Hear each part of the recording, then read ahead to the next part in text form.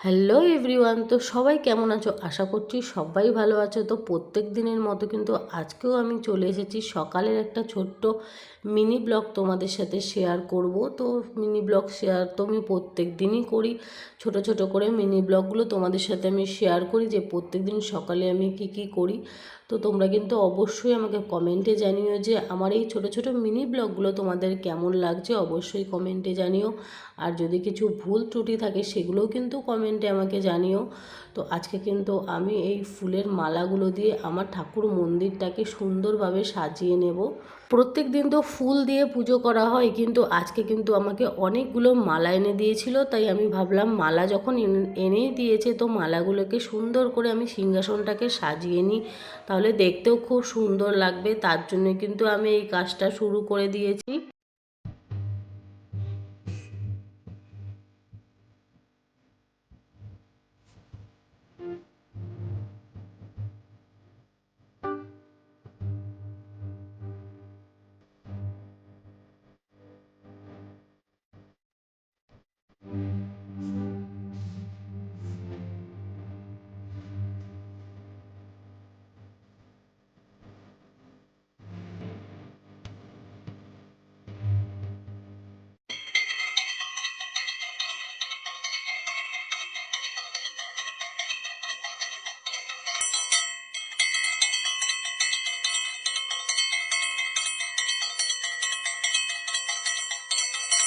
পুজোটা সেরে নিয়ে আমি চলে যাব রান্নাঘরে, আর রান্নাঘরে গিয়ে সবার জন্য চা বানাবো।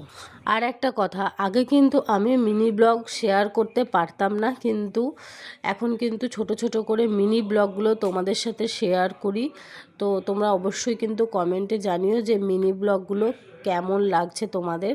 আর এবার থেকে কিন্তু আমার সমস্ত ধরনের লাইফস্টাইল ব্লগও তোমাদের সাথে শেয়ার করব।